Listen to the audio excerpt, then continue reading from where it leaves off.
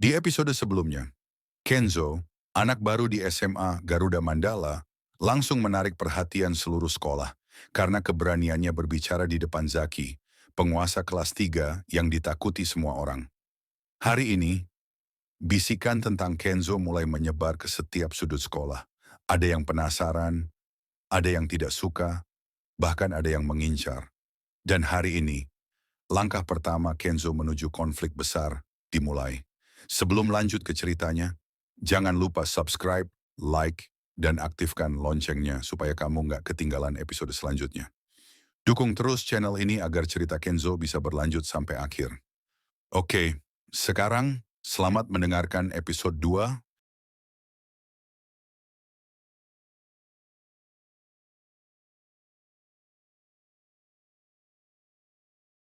Hari kedua, Kenzo di SMA Garuda Mandala berjalan dengan penuh bisikan.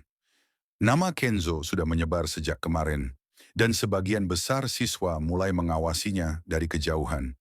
Lorong-lorong terasa lebih bising dari biasanya. Ada yang penasaran, ada yang takut, ada yang ingin menguji batasnya. Suara kursi digeser, bisikan pelan terdengar di antara meja-meja. Murid satu berbicara pelan, sedikit cemas. Itu dia, anak baru yang kemarin berani bicara sama Zaki. Murid dua menjawab dengan nada takut. Aku kira dia bakal dipukul saat itu juga. Zaki biasanya nggak sabar. Kenzo duduk sambil menahan napas panjang. Tatapannya lurus ke papan tulis, mencoba tak peduli dengan bisikan yang menusuk. Kenzo berbicara pelan dalam hati, nada lelah. Aku cuman mau belajar, tapi suasananya sama aja seperti tempat lama. Meja Kenzo tiba-tiba ditepuk keras. Jay berbicara dengan nada menantang dan sengaja keras. Pagi, anak baru, masih berani? Atau kemarin cuman sok? Kenzo menatap Jay datar tanpa emosi. Kenzo menjawab tenang. Jay, aku cuma duduk. Aku tidak mengganggumu. Jay mendekatkan wajahnya dengan nada sinis. Masalah datang sendiri kalau kau sok tenang di sekolah ini. Arsha melangkah masuk sambil melempar buku ke meja Jay. Arsha berbicara cuek, nada malas. Jay, pagi-pagi jangan cari ribut. Aku belum sarapan. Jangan bikin aku tambah pusing. Jay mendecak, lalu menjauh. Arsha melirik Kenzo sebentar. Arsha berbicara pelan, seperti menilai. Kau tipe yang aneh, tapi menarik. Kenzo menjawab pendek. Mungkin. Suara langkah berat mendekat. Seluruh kelas tiba-tiba diam. Zaki masuk. Aura ruangan berubah dingin. Zaki berhenti tepat di depan Kenzo. Zaki berbicara dengan nada dingin dan penuh tekanan. Kenzo. Kenzo berdiri perlahan. Kenzo menjawab sopan tapi tegas. Ada apa? Zaki menatap dalam seperti membaca isi kepala Kenzo. Zaki berbicara rendah namun mengancam. Kau menarik perhatian terlalu cepat. Aku tidak suka. Kenzo tetap tenang. Kenzo menjawab, aku cuma ingin belajar. Kalau mereka yang memperhatikan, itu bukan salahku. Jay menahan tawa dari belakang.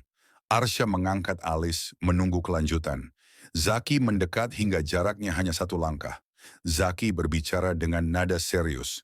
Aku ingin lihat, apakah keberanianmu asli atau cuma tampilan? Zaki kemudian mundur satu langkah. Zaki berbicara menusuk.